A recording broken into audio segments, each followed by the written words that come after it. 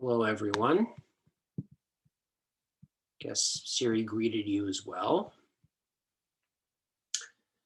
Hope you're all having a good week. We're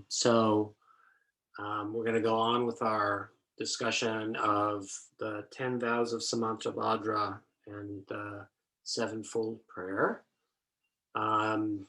Tonight, finishing up our discussion of offerings. But before we do that, as we customarily do before we receive the Dharma teachings, we sit, clear our minds, put ourselves in a good space for receiving the teachings. So we wish to be like an empty vessel, but not one that leaks anything. So because we want to pay attention, right, and retain some of this. So we focus, center ourselves, and develop the altruistic motivation, the sincere and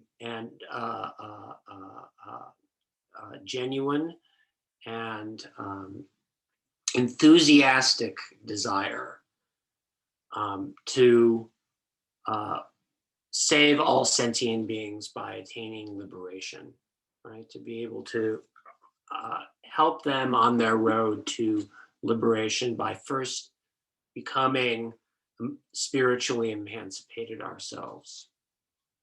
To that end, we develop this altruistic motivation, this bodhicitta, right? This wishing bodhicitta. In order to do that, to receive these precious Dharma teachings, and then once we've received them, remember we talk about, hearing, contemplating, and meditating, that we listen to them, that we try to study them and go over them and familiarize. And when we talk about gong, like the contemplation on these things, to familiarize ourselves with the Dharma teachings and what that really mean, and actually how to actualize them, and then actualize them, bring them into our daily lives, so they change us, and then they have a profoundly beneficial effect on other sentient beings. So we talked last week about material offerings, right? So the ways that we can make actual material offerings related to various types of substances, including water, food, music, right? Scented water, incense, lights, all of those things. So when we can, when we have time and we have the, ability, we can, like, for example, in Tibetan Buddhism, it's common to have functions where we have, like, it's basically like a puja. A puja is a ceremony where we offer various things. So we might, sometimes for memorials, we do light offerings. They offer butter lamps. And again, so that's related to, light, it dispels darkness. So the offering light is to offer and wish for and aspire for all sentient beings to become of the wisdom, the profound primordial wisdom, to realize that they are of the nature of profound primordial wisdom. And then we have what we call tsok offerings. Tsok offerings, they are these feast offerings. These what they call tantric feasts. So we may do like practice on one particular deity. At the end of the practice, we do like a feast offering, right? Where we bring all kinds of delicious foods and then offer those to the Buddhas, the Bodhisattvas, and then we partake of that. Because once the food is actually offered, the way it's the ceremony, what happens in the ceremony is the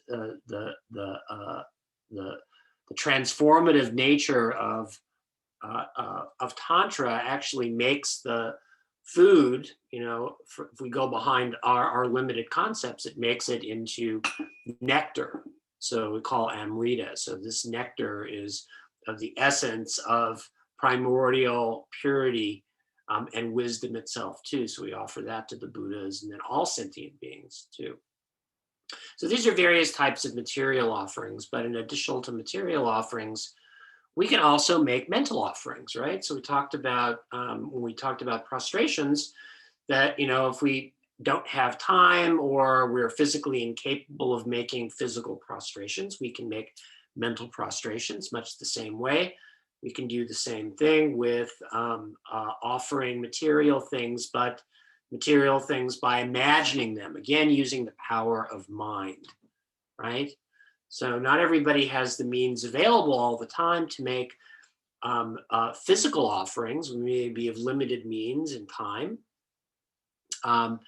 And of course, from the Buddhist perspective, all phenomena, what we think of as tacitly real, so I'm touching this table, it seems very real to me, but from the Buddhist perspective, even if I'm imagining this table, it's just about this, it's just the same thing, because the mind, the way we experience the table, either the table, physical table that I'm touching here, or the table in my mind, is through this power of consciousness, right?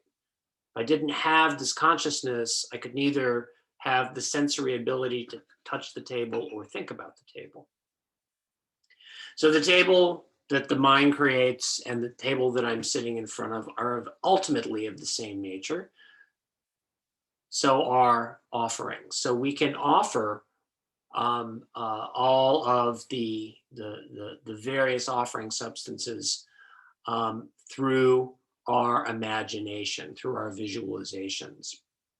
So last week I showed you how on the altar we have these various bowls, and then we can put out various types of, you know, the drinking water, the foot washing water, the flowers, the incense, the lights, the scented water, the food, and the music, all those various offering substances. But usually people don't do that. They just make the offerings in the form of water bowls.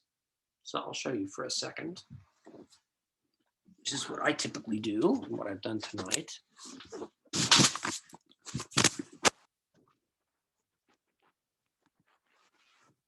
Hopefully you can see here, I have all of the bowls now just filled with water, with the exception I do have a light here. You can see I have a candle. So we can daily fill them up. So in the morning, we lay out the bowls from left to right. And then as we say the mantra, right, Om Ahung, and then Om Benza Adam, Padam, Pushpe, Dupe, Aloke, Gande, Nawade, Shabde, Ahung, we can fill the bowls from left to right. There are complicated rituals for this in the Gelugpa tradition. They usually fill the first bowl like halfway up, and then they go to the second bowl, fill that halfway up, and then go back to the first bowl and fill it all the way up. But we don't make too much of a fuss over it. Just fill them up, and you want to fill them up well so that they're maybe like about a half of a rice grain from the rim. So you don't want to spill it over and make a mess, and you don't want to be stingy. So, and then as we do these offerings, we do the mental offerings of these substances. So again, so we through the power of concentration, offer these various substances. When we mentally offer these things, we can, because we're using our imagination, make the offerings huge, right? So we can expand them infinitely. So when we offer For example, when we offer the drinking water, it's as though there are vessels with oceans of water in them throughout, as far as, like the mind can conceive of, in front, behind you, to the sides, above, below, all of those things, right? And then when we offer incense, right? So we imagine that there are just piles of incense powder, on all smoking, and all this smoke filling the entire universe. And then when we offer food, we offer all the most delicious types of foods that we like, that we can imagine. As a matter of fact, it's actually most beneficial if we offer the Buddhas the things that we like the best. And this is important because and useful because this can, if we offer these things to the Buddhas and we want to give them the first portion to them, offer it to them first, then that starts to help break our clinging to these things, our need to, hoard them for ourselves. So we can offer all kinds of rich, indulgent foods. We can offer roast beef, alcohol, whatever we like. My teacher even says, offer dancing girls and boys to the Buddhas. The Buddhas don't care, right? They accept the offerings on behalf of us, so they allow us to have the benefit of being able to create the merit from doing the offerings and to cut the ties of attachment to these things. So if you want to offer the water bowls that represent the traditional offerings, or whatever kind of offerings you want to make to the Buddha and Bodhisattvas mentally, you can do that on a daily basis. And again, use the mantras, the Om Ah Hung mantra. Om Ah Hung is the mudra, and then you can make offering mudras too. If you're just sitting and visualizing the offerings, you can do the offering mudras, which are Om Benza Argam Ahung, O Benza Hadam Ahung, O Benza Pushve Ahung, Om Benza Dipe Ahung, Om Benza Aloke Ahung, Om Benza Gande Ahung, Om Benza Naiwade Ahung, Om Benza Shabda Ahung. So we do these offerings mentally. We're using, again, we're body, speech, and mind. So we're visualizing, we're using the hand mudras, the gestures, and then we're saying the mantra at the same time. Again, when we do and make these offerings, make them beautiful and abundant, as though they fill all of space. The last, and then in the text of the Sevenfold Prayer, there's another part to these offerings as well. And so that is something that's alluded to into the next verse in the Sevenfold Prayer, and that's the ultimate offering. So the next stanza in the Sevenfold Prayer is this. He goes on, by the power of my faith in noble deeds, I prostrate and present vast and unequaled offerings to each of the victorious Buddhas.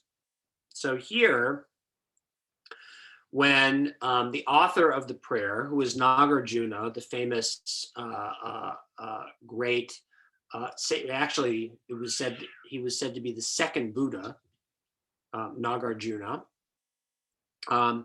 When he mentions unequaled offerings in this prayer, what he's referring to is the ultimate offering.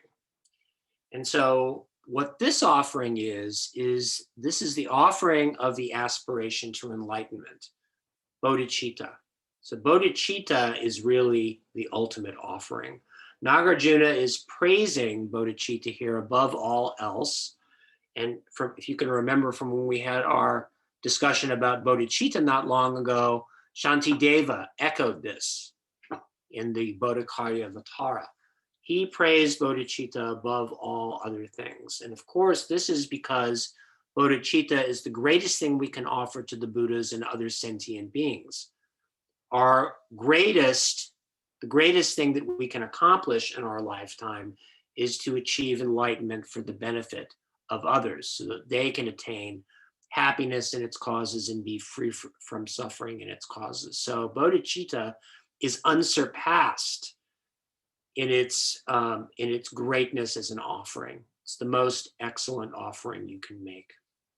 Simply put, there's nothing in all of samsara and nirvana equal to bodhicitta.